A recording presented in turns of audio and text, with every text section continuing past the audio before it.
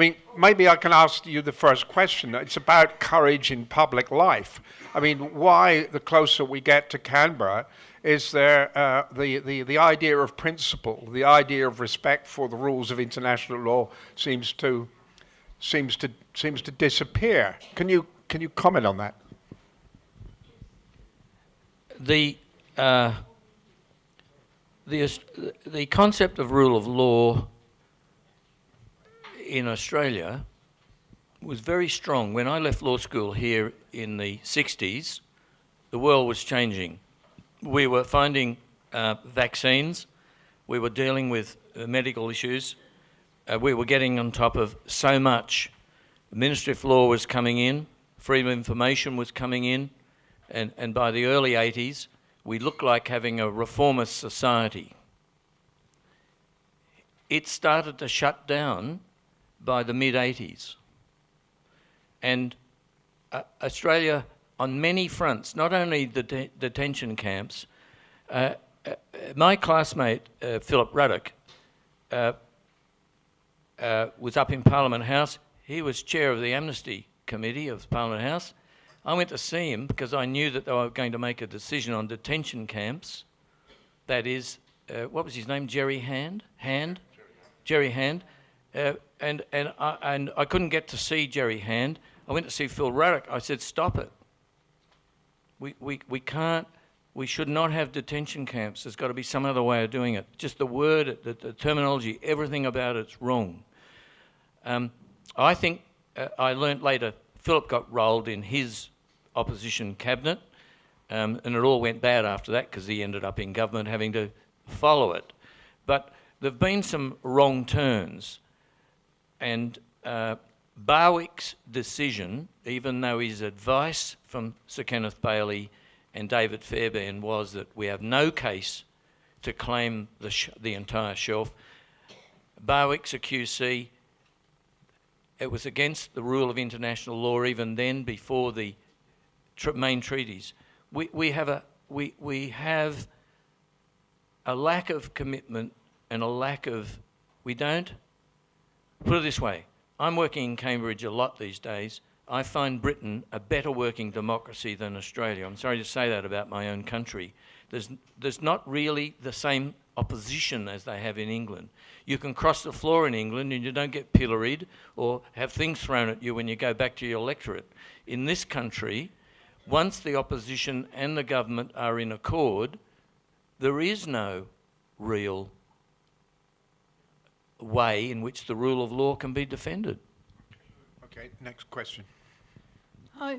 I missed out, I think. What is the status at the moment of the, I think, UN appeal against the treaty between East Timor and Australia over the maritime, or not the maritime, over the dispute area? Has that advanced at all? There is a conciliation going on between the two countries for a non-binding recommendation from a distinguished panel of international law experts. It's never been done before in the history of the relevant international instrument. It's a noble idea that Australia, if it gets a recommendation that is in favour of East Timor, that Australia will abide by it. It's not binding. It's a discursive issue, and my team is not involved in that. Statement in an article that he wrote.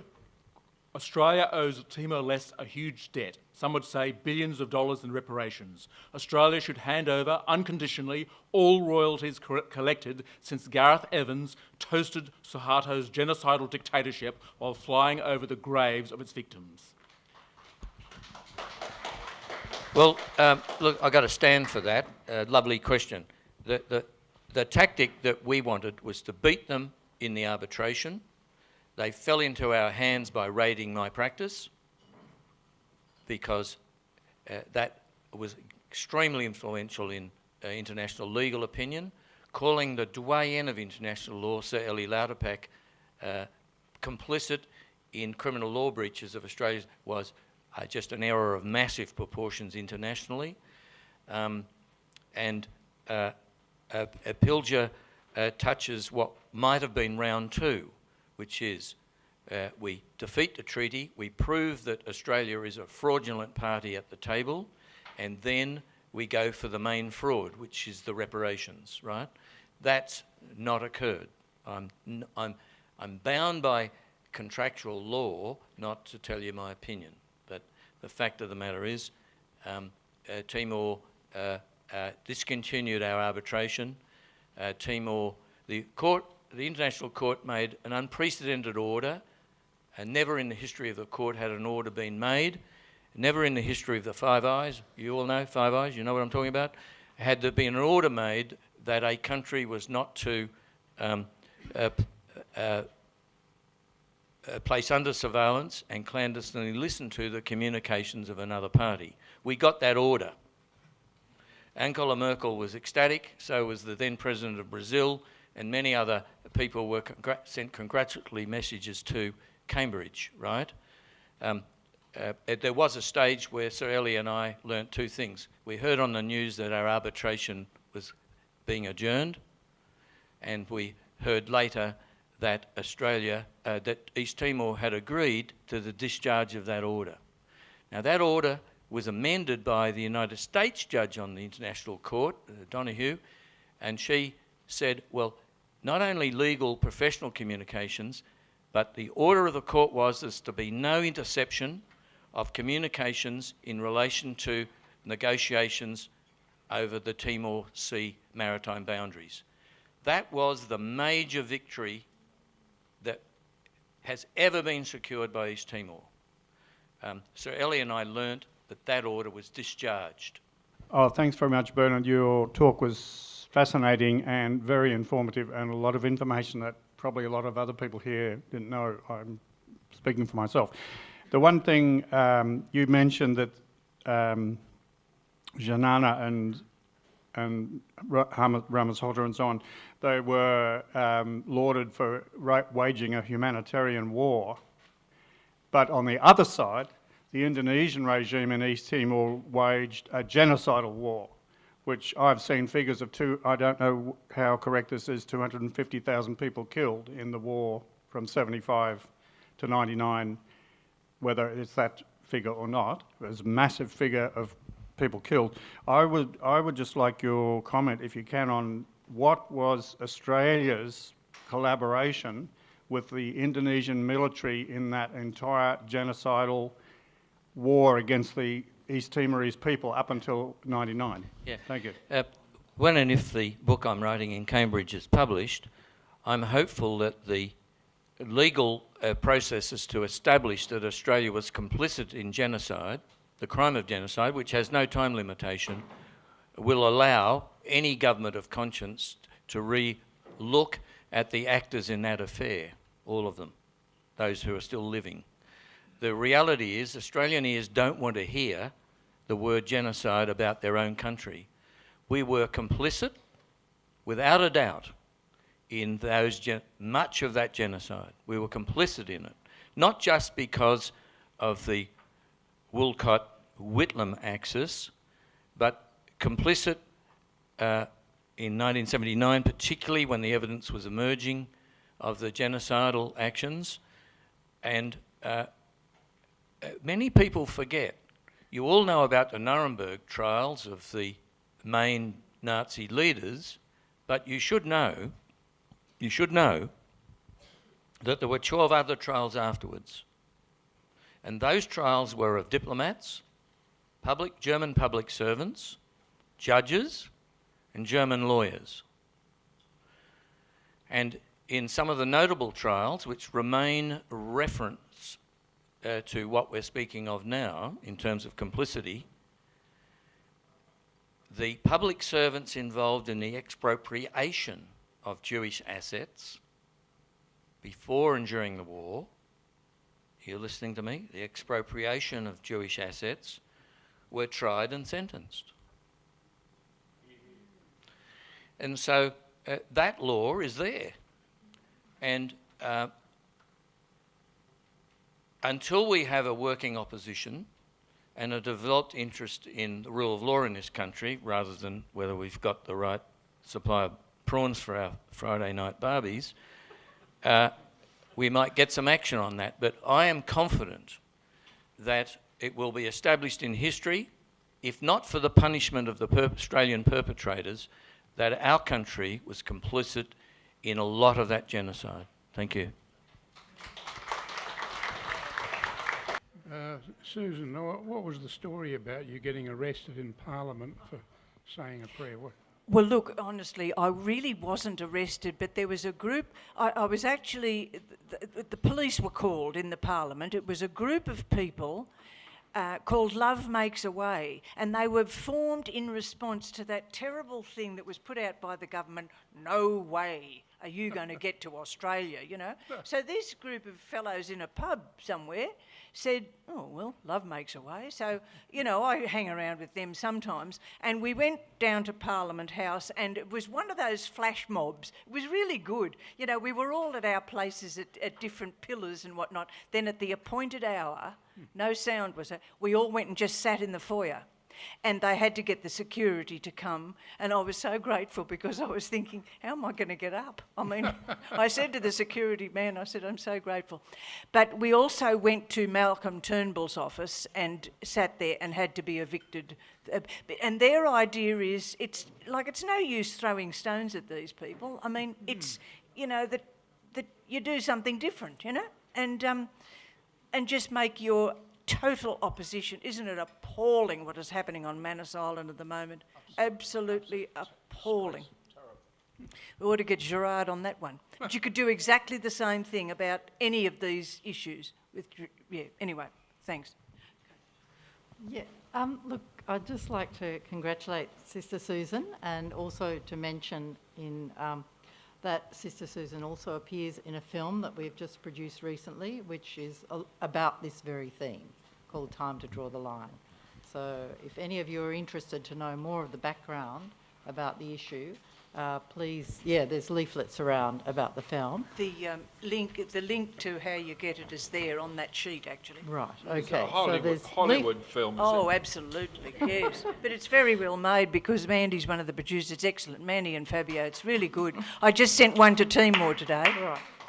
Look, I'm not trying to be self-publicising here, but I just wanted you to be aware there's an educational tool that you can use, you can get hold of, and it's told in a way that's comprehensible to Australians, because it's largely told by Australians, this film.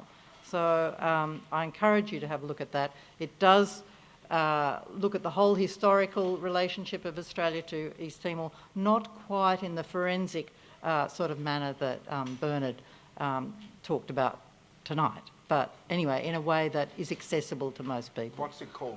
Time to Draw the Line. Okay. But look, what I wanted to also reflect on is that we've heard recently on the airwaves through the ABC an Australian academic reflecting on the use by Timor of the funds to develop the oil facilities in their own country, and then making some kind of what I could only interpret as a disparaging remark that Timor was going to be become a failed state because it was overextending when it was never going to get, sort of insinuating that would never get hold of this resource anyway, and it was a bit reckless to go and spend this money. And I just feel that this is something that is being talked about to the Australian people, and I'm wondering how we can react to that sort of dialogue, because I know the Timorese people that I've talked to are really insulted and don't appreciate that interpretation. I'm really glad you brought that up, Mandy, because the phrase that was used by Dr. Rebecca Stratting, that's her name, she said they could become the architects of their own demise. Now, I can understand how they would be insulted about that. These people who have withstood the fourth largest army in the world and the disloyalty and complicity of their close neighbours, to be just slapped in the face like that. But what made it worse, I thought, The term is in the report of the Joint Standing Committee on Treaties that was recently done. You know, these joint standing committees, you know, the treaty was going to be terminated, so this ordinary old routine of having an inquiry was set up, and many groups, about 32 groups, put in submissions. I know we worked very hard on ours, and they weren't taken much notice of. But in Hansard, there's obviously a Hansard record of what was said. And when she said, you know, they could be architects of their own demise. And it's all done in that sort of tone of, you know, if only they'd just sort of listen, you know, and it could be sort of 50-50. Oh, yes, 50-50, which would be back to what the CMATS treaty was. The chair of the committee, whose name happily escapes me at the moment, said pardon?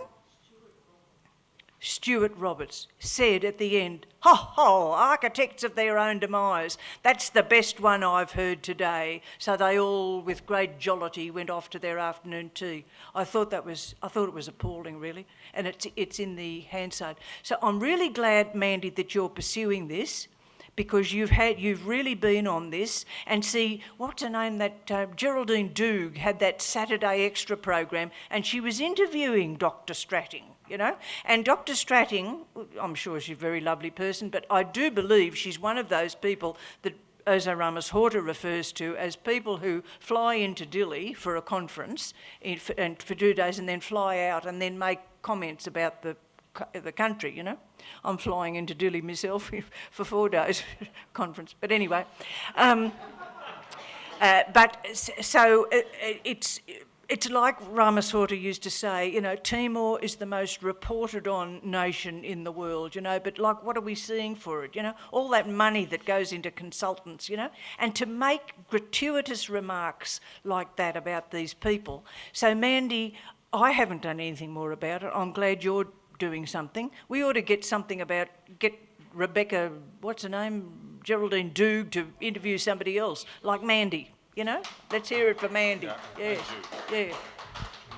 My question is possibly a bit off the topic at the moment, but just sources of information about what is actually happening inside East Timor in relation to a burgeoning democracy, the sort of issues of how money is being spent, whatever money there is, and all collected, in terms of education, health, medicine, all those things that we would take necessarily for granted in a Western democracy.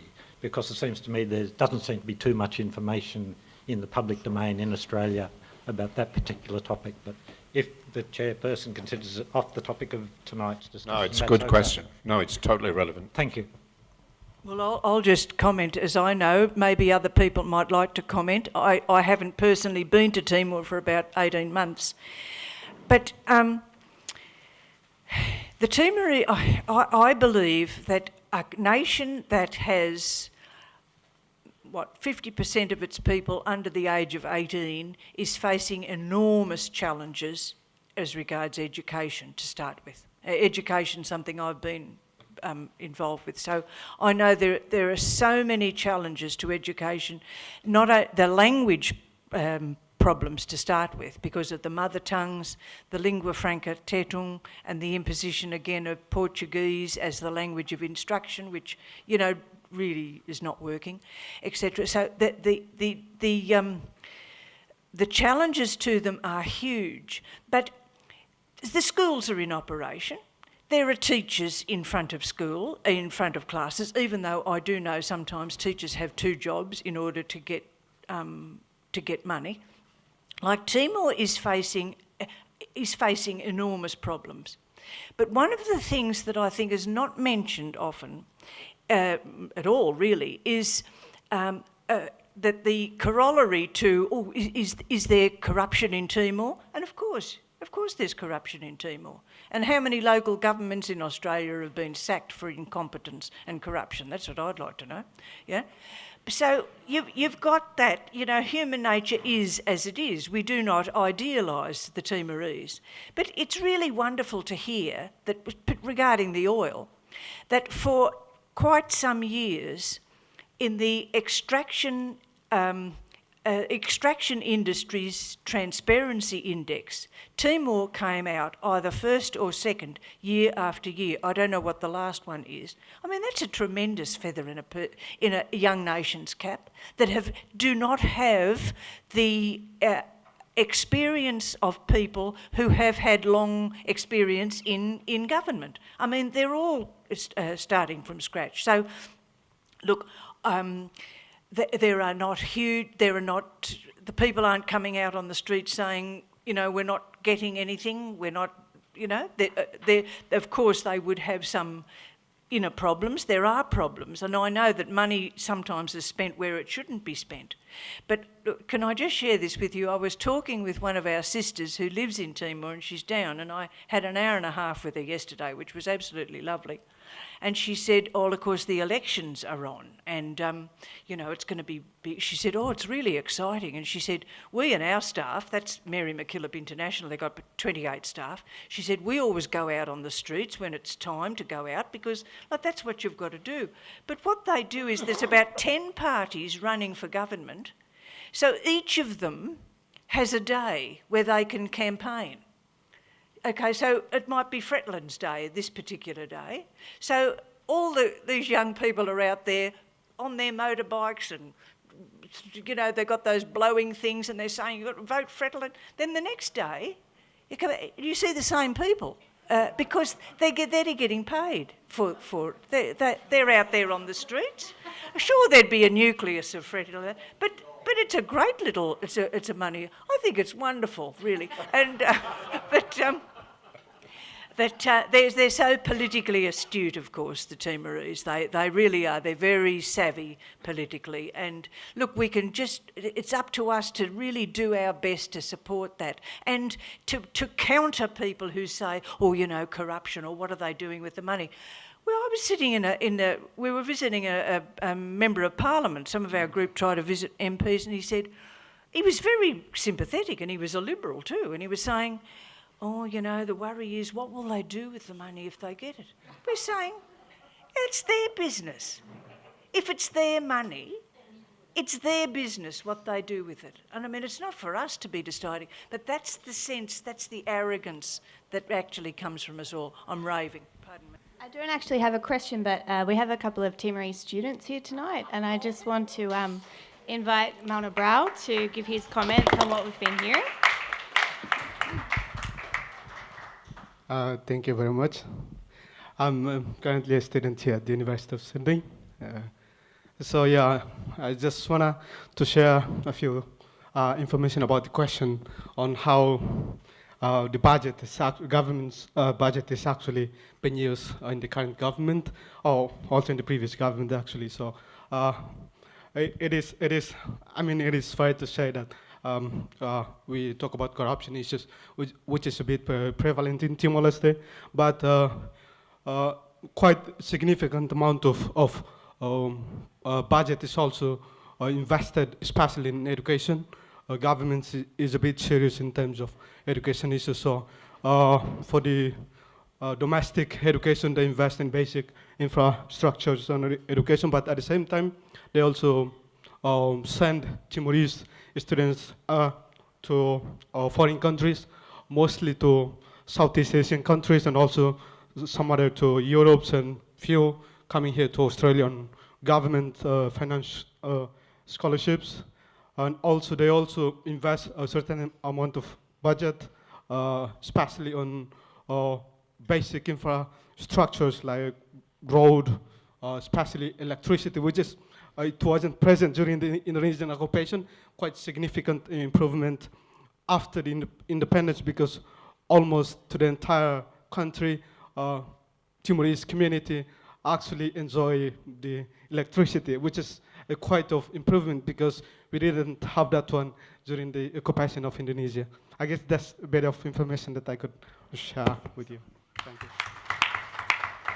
Susan, can I just, I mean, with respect to Bernard, my question about the absence of courage, the absence of principle, the absence, or the sort of casuistry that goes on with respect to interpreting human rights, can you I mean, there must be an enormous mismatch between the values that I know you live by and the sort of hypocritical kinds of calculation that represents government.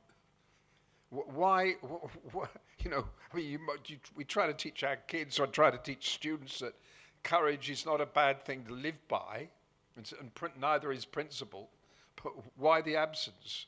Why the mismatch between how you live, the kind of advocacy you've given to us tonight, which would be somewhat foreign in the House of Representatives?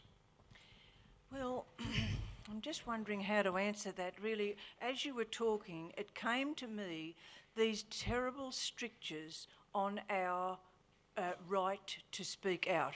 Now, for instance, the doctors and nurses about what's going on in Manus Island. Now, I mean, some people have, but the threat of jail for people who, you know, cross that line, that's the depth to which our nation has descended. And in this study I'm trying to do about Timor, my question is, why did my nation, which I love dearly, why has it treated the Timorese as it has done? And I wanted to answer that question for myself. And what I've come to in it, which is a theme throughout it, and of course that's why I'm reading René Girard, because that's been an intellectual tool that's given me a way in that's deeper than just politics. That's what I wanted, and I wanted it to fit with my worldview, which is as a committed Christian. And of course, as soon as people say, yes, Christian, don't get the caricature that you see on, you know, Midsummer Murders, where every Christian is an absolute wacko nutter, you know, like it's terrible stuff. I don't know anybody like that. But anyway, Girard has given me a way in, and I really have discovered, to my amazement, the fear that has run our country right from, well, I start my study at World War II. We were absolutely paranoid. And we still, understandably, we've got an indefensible coastline. I mean, we're so big. But the fear, the insecurity of Australia, hanging on to Britain, hanging on to the United States, hanging on to Indonesia, there's a lot of explanations for why that, you know, geographically and historically is, but the fact is we're run by fear, and I think it's manifesting itself now, that we can just sit back and allow this group of people in Canberra to say we cannot know what is happening in our name in Manus Island, and to be so low as to say, we're not responsible, it's Nauru that's responsible. Look, it's total dereliction of responsibility, and it's going to come back and bite us. That's what I think. I don't know really the whole thing. I do think it's got to do something to do with religion. I'm a religious person, and I find a meaning in what Christ has done. But I mean, there are different religions and people with no religion, but we are actually all affected by this scapegoating. This is where I think Girard has hit the nail on the head. And that's why I said in my talk, we've had 2,000 years.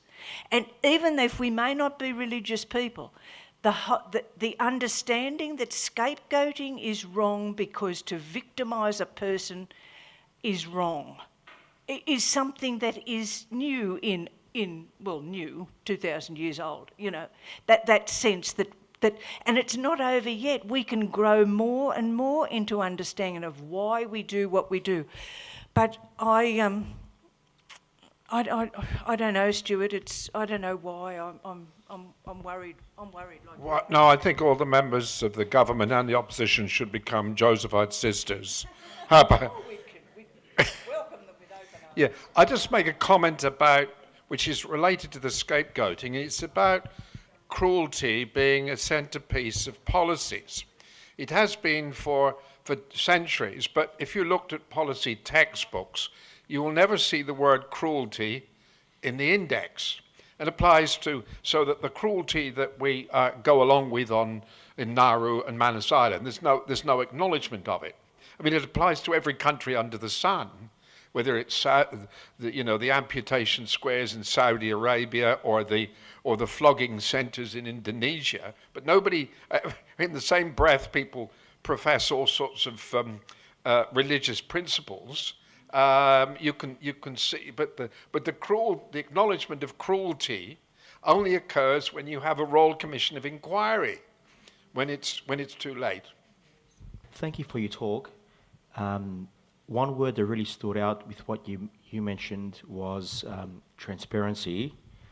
And in this day and age, in this age of social media, different sources of news, nothing's actually monopolised anymore. Everything's almost so-called democratised. I have a question to do with leadership, and rather the lack of. The leaders above seem to know their rights and their powers, but they seem to not really know their responsibilities. And more so, one of the things I find with moral conduct is morality is often not just based on what we can do, but rather the ability to self-assess what we do and think about the ramifications of our actions. So my question to you is, since a lot of the leaders that even the first talker mentioned earlier, they seem to act with a certain level of impunity without actually thinking about what would happen to me if I, for example, was actually on the receiving end of what I'm willing to cast on others. If that was actually put into practice, would a lot of these leaders change their behaviours, or they still act in the same way as they've been doing so far? And if so, is there another means of either punishment or actually putting them in their place to be able to get a certain level of correction in terms of where we're going from here on in? Thank you. Oh dear, that's a big question, isn't it? You know, there's something. I've been reading this book by Emmanuel Levinas, and does anybody know Levinas?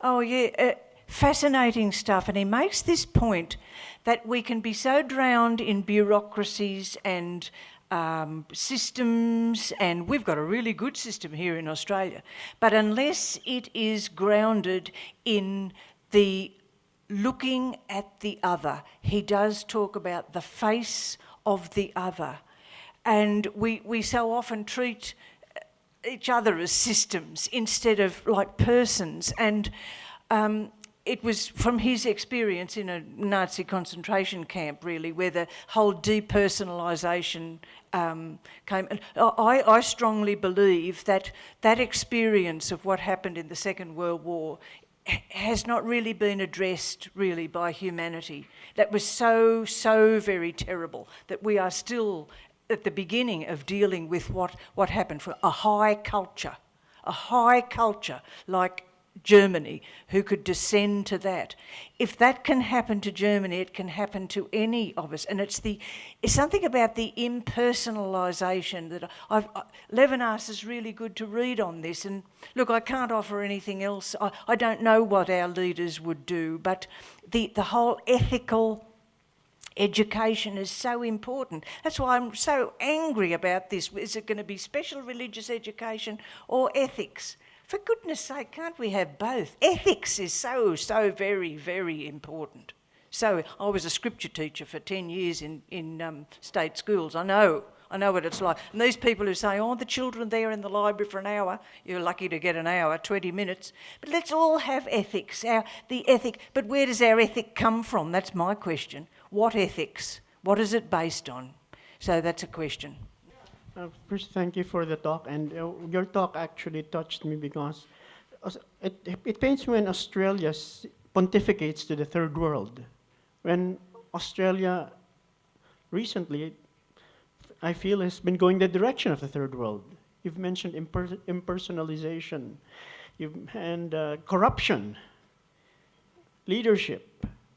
Now you raise a good question on ethics and religion. Can't we develop a kind of education where we develop more empathy, an empathic kind of governance, an empathic kind of leadership, and an empathic kind of ethics and religiosity? That might hold the key.